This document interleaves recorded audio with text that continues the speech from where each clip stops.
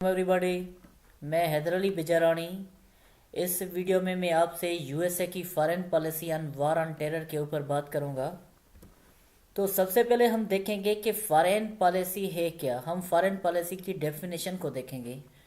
तो जॉन बेलेस ने फॉरेन पॉलिसी की को डिफाइन करते हुए कहा है कि foreign policy is nothing but a tool to articulate the objectives defined based in term of national interest.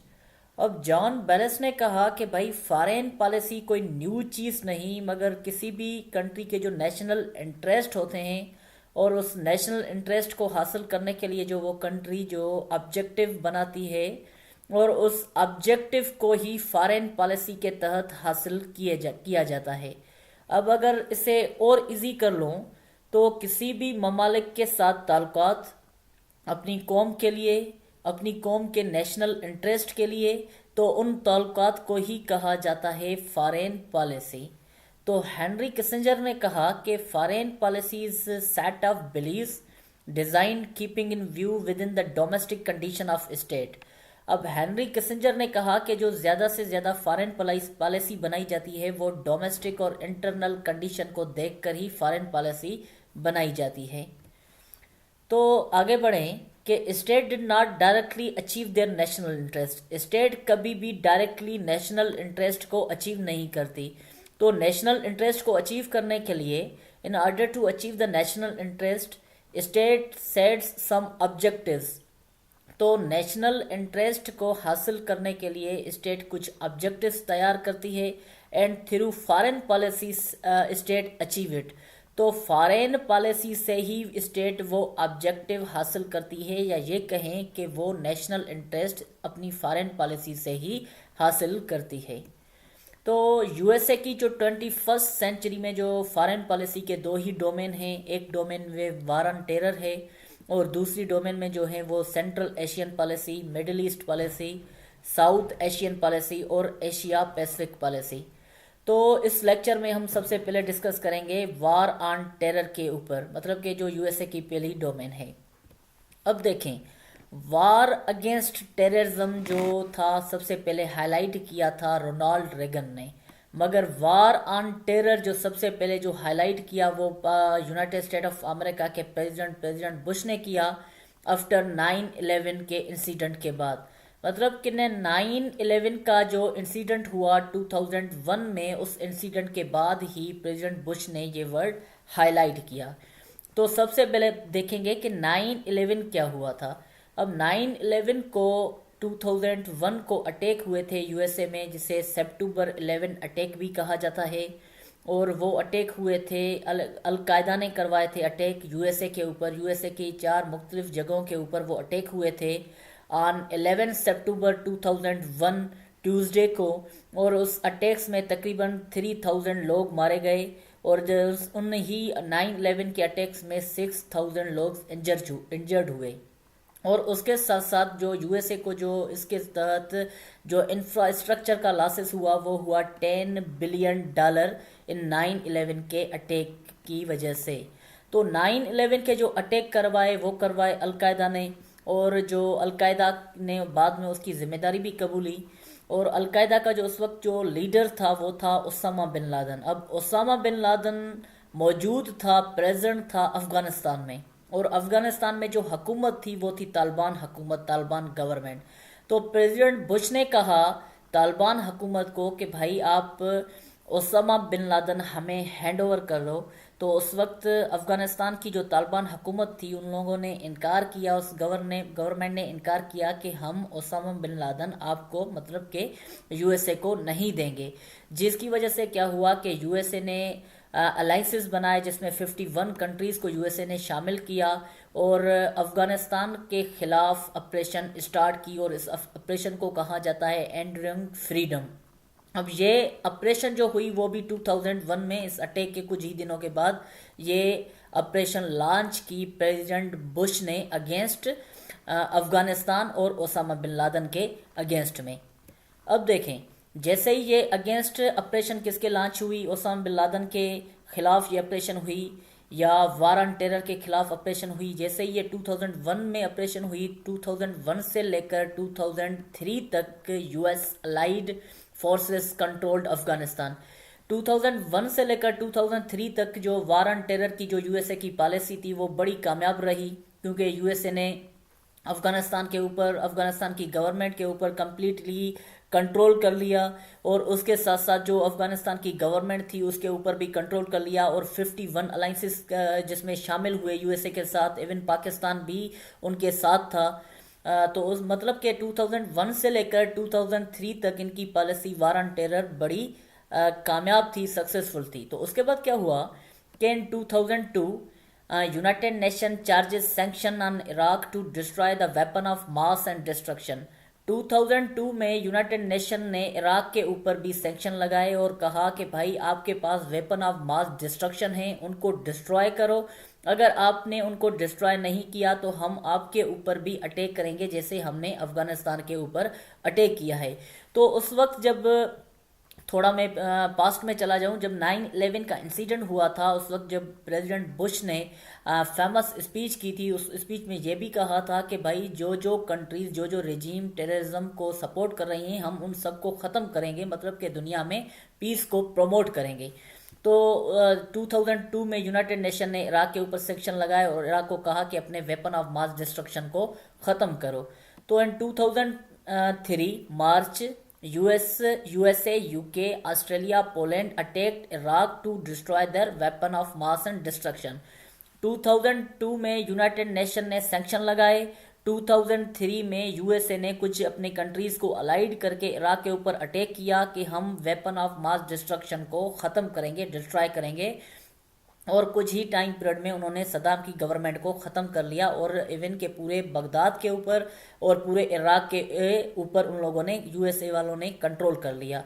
But there was no any weapon of mass destruction. मगर जब उन लोगों ने कंट्रोल कर लिया तो उसके बाद उन्होंने देखा कि इराक में कोई भी ऐसे वेपन नहीं थे, मतलब कि वेपन ऑफ मास डिस्ट्रक्शन नहीं थे, जिसकी वजह से बड़ी क्रिटिसाइज हुई यूएसए के ऊपर। और इवन के बहुत से कंट्रीज जो यूएसए के साथ अलाइड थे अफगानिस्तान में, वो भी क्रिटिसाइज कर रहे थे यूएसए को इस अटैक में। और इवन के फ्रांस, आप अगर तारीख उठाएं, तारीख पढ़ें, तो फ्रांस ने हर पॉइंट पे, हर वार में यूएसए को सपोर्ट किया है। इवन के वर्ल्ड वार 1 में भी फ्रांस यूएसए साथ थे, वर्ल्ड वार 2 में थे, और इवन के जो कोल्ड वार का टाइम पीरियड था उसमें भी यूएसए और फ्रांस साथ थे। मगर ये एक ऐसा पॉइंट था जिसमें फ्रांस क्रिटिसाइज कर रहा था और ओपनली कंडेम कर रहा था इस इराक अटैक को। मगर जब इराक के ऊपर अटैक किया तो जब बाद में देखा गया कि इराक में कोई भी वेपन ऑफ मास डिस्ट्रक्शन नहीं था। तो ये एक बड़ा ही फेल्यूर अटैक था यूएसए का इराक के ऊपर, और जिसकी वजह से कहा जाता है कि जो वार ऑन टेरर जो पॉलिसी थी 2003 तक तो कामयाब जा रही थी, मगर इस अटैक के बाद उनकी वार ऑन टेरर पॉलिसी जो थी वो कम्प्लीटली फेल्यूर हो गई, सिर्फ एक इस अटैक की वजह से।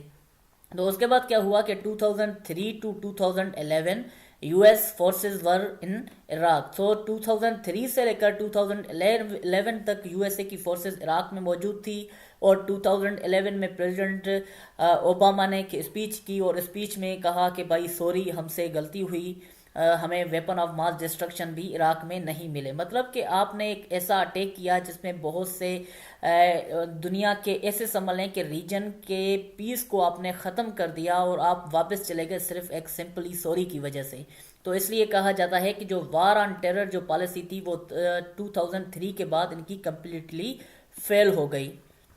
अब आगे बढ़ें, US in Iraq and Afghanistan. अब यूएस इराक में भी यूएस के सोल्जर्स थे और अफगानिस्तान में भी यूएस के सोल्जर थे। अब 2003 तक यूएस के सोल्जर सिर्फ अफगानिस्तान के साथ लड़ रहे थे, जो तालिबान गवर्नमेंट थी या जो टेररिस्ट एक्टिविटी लोग कर रहे थे उनके साथ लड़ रहे थे। तो 2003 तक वो सोल्जर्स कामयाब रहे। मगर 2003 के बाद जब उन सोल्जर्स का जाना हुआ इराक में, तो यूएसए के लिए एक बड़ा प्रॉब्लम हो गया, क्योंकि यूएसए को, अफगानिस्तान को भी यूएसए को कंट्रोल कर रहा था और इराक को भी यूएसए कंट्रोल कर रहा था। तो इसकी वजह से यूएसए की भी यूएसए को इकोनॉमी भी यूएसए की हद से ज़्यादा अफेक्ट हुई, और जिसके साथ साथ यूएसए की जो पोजीशन थी वो भी पोजीशन भी यूएसए की अफेक्ट हुई, जिसकी वजह से कहा जाता है वार ऑन टेरर की वजह से दूसरी दुनिया को भी नहीं मगर यूएसए को भी बड़ा नुकसान हुआ इस वार ऑन टेरर की पॉलिसी की वजह से। अब आगे बढ़ें।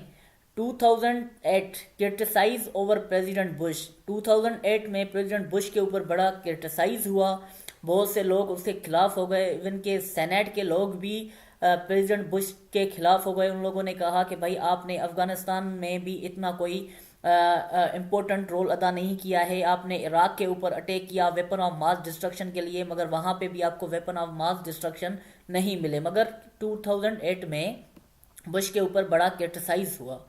सो क्या हुआ कि president Bush increased soldiers in Afghanistan up to 48,500। तो बुश ने क्या किया कि बुश ने अफगानिस्तान में जो अपने सोल्जर्स थे उनका नंबर और बढ़ा दिया, 48,500 सोल्जर्स वहाँ पे बढ़ा दिए, उनका नंबर तादाद हो गई।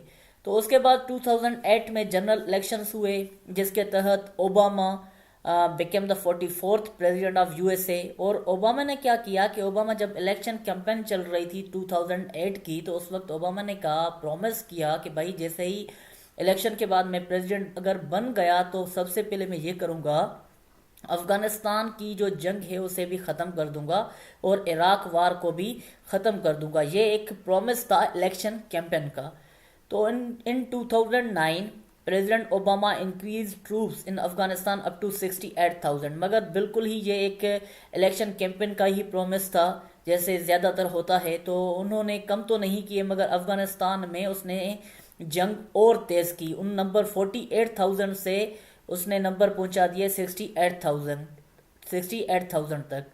तो दिसंबर 2009 में जो सोल्जर्स अफगानिस्तान में जा चुके थे वो थे 1 लाख तक। मतलब कि बाराक हुसैन ओबामा ने उस जंग को और तेज़ कर दिया, जिसकी वजह से 2008 से लेकर 2010 तक बड़ी ओबामा को बड़ी सपोर्ट हुई, डोमेस्टिक सपोर्ट मिली, लोग उसके साथ थे क्योंकि इसने कहा था कि भाई मैं इस जंग को ख़त्म कर दूंगा, इराक वार को ख़त्म कर दूंगा। मगर जब इसने इन दोनों जंग को ख़त्म नहीं किया और इवन इन जंग की शिद्दत को तेज़ किया, जिसकी वजह से बड़ा क्रिटिसाइज़ किया गया ओबामा को अमेरिका की तरफ से और इंटरनेशनल कम्युनिटी की तरफ से।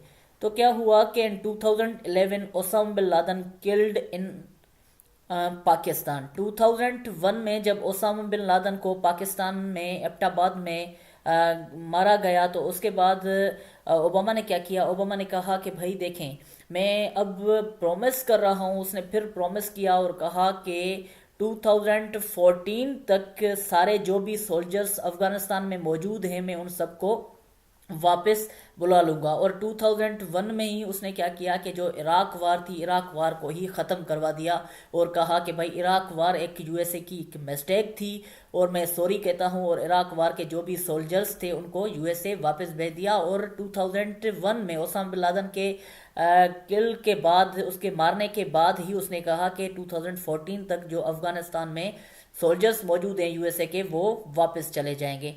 तो बिल्कुल ऐसा ओसामा बिन लादेन बिल्कुल ऐसा ही बाराक ओबामा ने किया। 2014 से लेकर 2016 तक उन जो सोल्जर्स जो अफगानिस्तान में मौजूद थे उनके नंबर कम किए।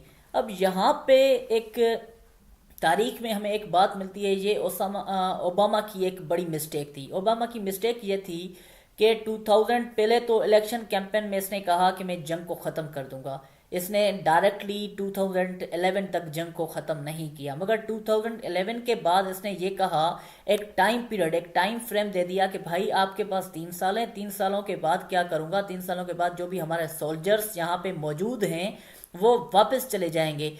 तो इससे क्या हुआ, इससे ये हुआ कि जो टेररिस्ट एक्टिविटी में लोग इन्वॉल्व थे उनको एक टाइम पीरियड मिल गया। उन्होंने कहा कि भाई ठीक है अब 2011 चल रहा है, 3 साल पड़े हैं, 3 सालों में जो भी यूएसए को करना है कर लें, उनके बाद फिर गवर्नमेंट हमारी पास ही आ जाएगी। तो इसने ये एक पॉइंट कहते हैं तारीख में गलत किया, उसने उसे कभी भी टाइम फ्रेम नहीं देना चाहिए था कि मैं 2014 से हम यहाँ से निकल जाएंगे।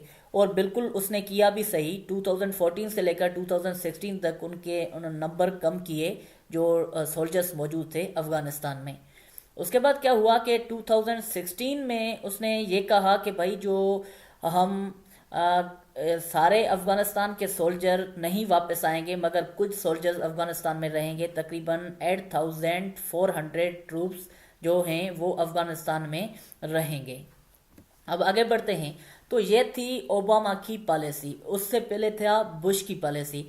अब देखेंगे कि जो वार ऑन टेरर की जो पॉलिसी अडॉप्ट की यूएसए ने, उसके पीछे एजेंडा क्या था। अब देखें, जो एजेंडा था वो ये था कि change the regimes those who are supporting terrorism. अब देखें, इस डेफिनेशन को आप गौर से देखें, चेंज द रिजीम्स, इनकी एजेंडा ये थी कि जो जो रिजीम्स, जो जो स्टेट टेररिज्म को सपोर्ट कर रही हैं, हम उन रिजीम्स को क्या करेंगे, हम उन रिजीम्स को चेंज करेंगे, उनकी गवर्नमेंट को ख़त्म करेंगे। जैसे उन लोगों ने अफगानिस्तान में किया।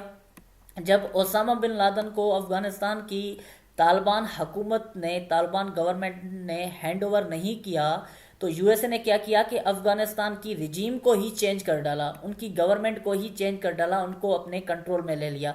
जैसे उन्होंने 2003 में इराक के ऊपर किया कि कहा कि भाई आपके पास वेपन ऑफ मास डिस्ट्रक्शन हैं। जब उन्होंने कहा कि भाई हमारे पास कोई वेपन ऑफ मास डिस्ट्रक्शन नहीं, फिर भी यूएसए ने उनके ऊपर अटैक किया और उनकी पूरी रिजीम को चेंज किया, उनकी पूरी गवर्नमेंट को चेंज कर डाला।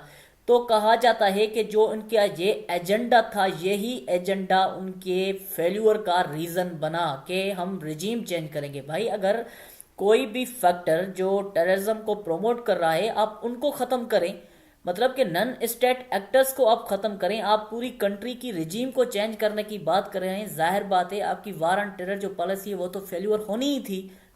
तो यही एक रीज़न था जिसकी वजह से उनकी policy war on terror fail हुई। अब देखें बुश रिजीम। बुश रिजीम के 3 फैक्टर हैं। सबसे पहले डेवलपिंग अलाइंसेस।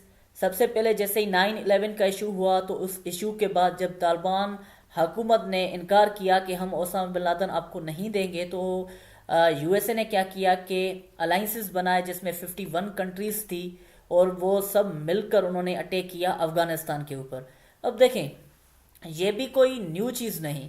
तारीख में यूएसए ने जब भी किसी के ऊपर अटैक किया है तो वो अलाइंसेस के ही शक्ल में, उन्होंने अलाइंसेस के ही सूरत में उन्होंने अटैक किया है। जब भी यूएसए सिर्फ एक ही जाकर किसी कंट्री के ऊपर यूएसए ने सेपरेट ही अटैक किया है, तो उसमें यूएसए को बड़ी यूएसए की इकोनॉमी इफेक्ट हुई है, जिससे यूएसए की ऐसे संभलने की पूरी कंट्री इफेक्ट हुई। जैसे वियतनाम वार में जब यूएसए सेपरेट गया था तो यूएसए को बड़ा इफेक्ट किया गया वियतनाम वार में। तो इसलिए यूएसए की तारीख रही है, यूएसए कभी भी सेपरेट नहीं जाता, किसी जंग में अलाइंसेस बनाकर ही जाता है। तो ये कोई न्यू चीज़ नहीं थी बुश रिजीम की। तो दूसरा पॉइंट था बुश रिजीम का ऑर्गेनाइज्ड इन्वेशन, जिसने क्या किया कि बुश ने सबसे पहले जो अलाइंसेस थे, अलाइंसेस बनाए। अलाइंसेस बनाने के बाद उन्होंने प्लान किए, प्लान करने के बाद ही उन्होंने अफगानिस्तान के ऊपर अटैक किया। और जैसे उन्होंने 2003 में ही इन्वेंशन की इराक के ऊपर, यहाँ पे सॉरी मैंने 2001 लिखा है, 2003 में उन्होंने इराक के ऊपर अटैक किया। अब थर्ड नंबर पॉइंट है डोमेस्टिक सपोर्ट। अब देखें, बुश रिजीम को बड़ी डोमेस्टिक सपोर्ट मिली। अब यूएसए के कॉन्स्टिट्यूशन में है AMUF, authorisation for use of military force. अब ये जो AMUF के जो पावर होते हैं या अथॉरिटी होती है, वो होती है सेनेट के पास। तो सेनेट ने क्या किया कि बुश रिजीम को ये AMUF के पावर ग्रांट किए अफगानिस्तान वार में, और ये पावर उन्होंने ग्रांट किए इराक वार में। मतलब कि कैलकुलन के लिए अब हम बात करें तो बुश रिजीम को बड़ी डोमेस्टिक सपोर्ट मिली यूएसए की तरफ से। तो अब बात करेंगे ओबामा रिजीम को। ओबामा रिजीम को भी मैंने 3 फैक्टर्स में डिवाइड किया है। सबसे पहले डेवलपिंग अलाइंसेस, इसने भी बिल्कुल वैसे ही किया, सेम एडमिनिस्ट्रेशन पॉलिसी जैसे प्रेसिडेंट बुश की थी, इसने अलाइंसेस बनाए। और उसके साथ साथ जो यहाँ पे न्यू चीज़ है वो है कोवर्ट ऑपरेशंस, हिडन अटैक।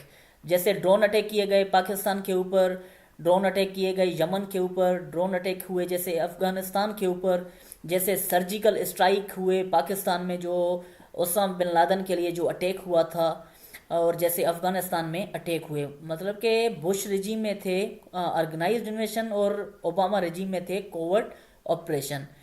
और यहाँ पे देखें, अगर हम तारीख उठाएं, अगर हम गूगल को देख लें, गूगल करें, तो जो पाकिस्तान और अफगानिस्तान में ज़्यादा से ज़्यादा जो ड्रोन अटैक हुए हैं वो 2009 से लेकर 2011 के टाइम पीरियड में हुए हैं। मतलब कि ओबामा रिजीम में जो ज़्यादा से ज़्यादा ड्रोन अटैक हुए हैं वो इस टाइम पीरियड में हुए हैं। और उसके साथ साथ डोमेस्टिक सपोर्ट, अब देखें प्रेसिडेंट ओबामा जो प्रेसिडेंट बना वो बना 2008 में, तो 2008 से लेकर 2010 तक बड़ी डोमेस्टिक सपोर्ट थी प्रेसिडेंट ओबामा को, क्योंकि प्रेसिडेंट ओबामा ने इलेक्शन कैंपेन में भी यही कहा था कि भाई जैसे ही मैं प्रेसिडेंट बन गया तो उसके बाद इन जंग को ख़त्म कर दूंगा और फिर रीबिल्ड करने की कोशिश करूंगा यूएसए को, मगर उसने ऐसा नहीं किया। तो उसके साथ क्या हुआ कि जो भी लोग थे, इवन के सेनेट भी 2010 के बाद ओबामा को इतनी सपोर्ट नहीं कर रही थी। तो इसलिए हम कह सकते हैं कि इतनी ओबामा एडमिनिस्ट्रेशन को सपोर्ट नहीं मिली जितनी प्रेसिडेंट बुश की एडमिनिस्ट्रेशन को सपोर्ट थी डोमेस्टिक। तो अब देखेंगे ट्रंप रिजीम। अब क्या हुआ कि ट्रंप ने भी इलेक्शन कैंपेन में ये कहा कि मैं यूएसए को रीबिल्ड करूंगा और यूएसए को अमन की तरफ ले जाऊंगा, और उसके साथ साथ ये भी कहा कि मैं पूरी दुनिया को अमन की तरफ ले जाऊंगा। तो उसके बाद जब यूएस के प्रेसिडेंट डोनाल्ड ट्रंप ने जो स्पीच की उसमें यहाँ पे उसने दो बातें की। सबसे पहले उसने कहा अफगानिस्तान के लिए कहा कि my original decision was to pull out. उसने कहा कि जो मेरा ओरिजिनल डिसीजन है वो यही है कि जो मेरे सोल्जर्स मौजूद हैं अफगानिस्तान से वो वापस चले जाएं, मतलब कि यूएसए आ जाएं। उसके बाद यहाँ पे ये है पॉइंट नंबर 1। तो सेकंड नंबर पॉइंट उसने कहा कि but a hasty withdrawal would create a vacuum that terrorist would fill. तो सेकंड नंबर उसने पॉइंट में ये कहा कि अगर हम ऐसे ही चले गए यूएसए की तरफ वापस तो उससे क्या होगा कि जो टेररिस्ट यहाँ पे मौजूद हैं अफगानिस्तान में वो हमारी जगहों पे आ जाएंगे, और उसके बाद वो क्या करेंगे, वो दुनिया के पीस के लिए फिर एक खतरा बन जाएंगे। तो इस स्पीच में हमें दो चीज़ें मिली। एक तो ये चीज़ मिली कि हम यही चाहते हैं हम यहाँ से वापस चले जाएं, और उसके बाद दूसरी चीज़ यहाँ पे ये मिली तो हम तो चले जाएंगे, उसके बाद ये पूरी रीजन के लिए फिर एक मसला हो जाएगा। मतलब कि इस स्पीच से हमें ये नहीं मिल रहा था क्या डोनाल्ड ट्रंप इन लोगों को वापस ले जाएगा या ये यहाँ पे ही मौजूद रहेंगे, तो ये चीज़ हमें समझ नहीं आ रही थी। तो आगे बढ़ें। तो अब रिसेंट क्या हुआ कि यूएस प्रेसिडेंट डोनाल्ड ट्रंप ने डिसाइड किया कि भाई जो हमारे सोल्जर्स सीरिया में मौजूद हैं वो भी वापस चले जाएंगे यूएस से, और जो अफगानिस्तान में हमारे सोल्जर्स मौजूद हैं हम उनका नंबर कम करेंगे। मतलब कि जो सोल्जर्स मौजूद हैं 50% उनमें से हम यूएसए वापस भेज देंगे। जब ये अनाउंसमेंट हुई यूएस के प्रेसिडेंट की तो उस वक्त जो डिफेंस सेक्रेटरी था यूएसए का जिम मैटिस, तो उसने कहा कि भाई ये कभी भी बात मुझे काबिल कबूल नहीं। तो उसकी वजह से उसने कहा कि भाई फरवरी 2019 के एंड में मैं रिज़ाइन कर दूंगा इस बात की ही वजह से। अब देखें, अब ये है एक ग्राफ के जो यूएसए में सोल्जर्स भेजे गए। जैसे 2001 में ये सोल्जर्स भेजे गए तो इनका नंबर बढ़ता गया, और उसके बाद ये जो जब ओबामा एडमिनिस्ट्रेशन या ओबामा की जब गवर्नमेंट आई तो ये नंबर और बढ़ते गए, और 2011 जब ओसामा बिन लादेन किल हुआ तो उस वक्त इनका नंबर इपेक्स पे था, उरूज पे था। तो उसके बाद जैसे ही प्रेसिडेंट ओबामा ने कहा कि हम 2014 तक कम करेंगे तो उसने बिल्कुल कम किए। तो उसके बाद जब ट्रंप प्रेसिडेंट बना तो ट्रंप के प्रेसिडेंट बनने के बाद ये थोड़े बहुत नंबर बढ़ा दिए गए, मगर अब रिसेंट ट्रंप ने यही कहा कि जो अफगानिस्तान में हमारे सोल्जर्स मौजूद हैं हम उनमें 50% कम करेंगे। मतलब अब ये ऐसे समझ लें कि ये लाइन यहाँ पे आ जाएगी। तो ये था ग्राफ। अब आगे बढ़ते हैं। अब जैसे मैंने आपको बता दिया कि जो वार ऑन टेरर जो इनकी पॉलिसी थी, जो इन्होंने कहा कि हम रेजीम चेंज करेंगे, इसकी वजह से कंप्लीट फेल्यूर हुई। कैसे हुई आप इस स्लाइड में समझ जाएंगे। अब 2001 में अटैक किया गया यूएसए की तरफ से या उनकी अलाइड जो फोर्सेस थी उनकी तरफ से कि भाई हम तालिबान हुकूमत को ख़त्म करेंगे, उनके साथ साथ जो टेररिस्ट अटैक कर रहे हैं या टेररिस्ट एक्टिविटी में इन्वॉल्व हैं हम उनको ख़त्म करेंगे। तो अब ये देखें क्या 17 ईयर्स के गुजरने के बाद ये सब कुछ हुआ? बिल्कुल नहीं हुआ, क्योंकि इस वक्त भी हाँ टेररिस्ट अटैक तो थोड़े बहुत कम हुए, मगर क्या तालिबान हुकूमत अफगानिस्तान से कम हुई? बिल्कुल नहीं। इस वक्त भी बीबीसी की रिपोर्ट के तहत 70% जो अफगानिस्तान का जो एरिया है वो वहाँ पे तालिबान एक्टिव हैं, और इवन के 14 जो अफगानिस्तान के डिस्ट्रिक्ट्स हैं वहाँ पर भी तालिबान एक्टिव हैं। तो आपने इतना कुछ किया मगर फिर भी तो आपकी पॉलिसी तो फेल्यूर हुई। तो इसलिए हम कह सकते हैं कि आपकी वार ऑन टेरर जो पॉलिसी थी वो एक कंप्लीट फेल्यूर थी। अच्छा, अब देखेंगे कि इकोनॉमिक इम्प्लीकेशन क्या हुए इन वार ऑन टेरर की पॉलिसी की वजह से। वार ऑन टेरर की पॉलिसी की वजह से भाई आपको कितने इकोनॉमिक लॉस हुए।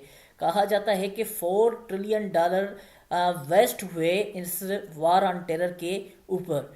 और उसके साथ साथ जो यूएसए को भी बड़ा नुकसान हुआ। सबसे पहला जो, अगर वार ऑन टेरर नहीं होती तो 2018 में जो यूएसए के ऊपर डेबिट होते वो होते 19 ट्रिलियन, और उससे भी थोड़े कम। मगर इस वक्त यूएसए के ऊपर जो डेब्ट हैं वो हैं 21 ट्रिलियन डॉलर। मतलब कि आपके ऊपर $2 ट्रिलियन का कर्जा बढ़ गया सिर्फ इस वार ऑन टेरर की वजह से। तो हम कह सकते हैं कि वार ऑन टेरर जो आपकी पॉलिसी थी वो कंप्लीट फेल्योर थी। और उसके साथ साथ देखें, क्या 2001 में जो वर्ल्ड था वो पीसफुल था या 2018 या 17 में इतना पीसफुल था। अगर हम रिकॉल करें खुद को कि 2001 में ठीक है एक इंसिडेंट हुआ, 9/11 का इंसिडेंट हुआ, मगर उससे और ज़्यादा तो 2001 तो पीसफुल था। 2001 में इतने ब्लास्ट नहीं थे जितने हमारे यहाँ 2015 में हुए, 2014 में हुए, 2013 में हुए, 16 में हुए। तो सुसाइड अटैक भी आपके इस पॉलिसी की वजह से बढ़े। तो मतलब कि आपकी पॉलिसी की वजह से ब्लास्ट बढ़े, सुसाइड अटैक हुए, और इंटरनेशनल ही दुनिया का पीस अफेक्ट हुआ।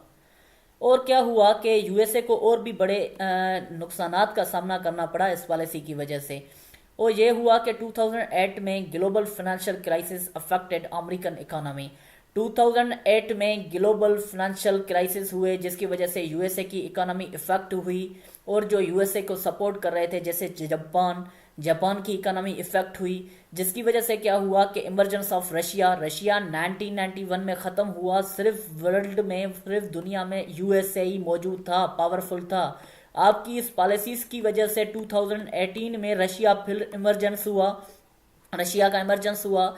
और आपकी इस पॉलिसी ही की वजह से पॉलिटिकल राइज हुआ चाइना का 2008 में। मतलब कि आपकी पॉलिसी, हम कह सकते हैं कि पॉलिसी में कुछ फिला थे जिसकी वजह से ये सब कुछ हुआ।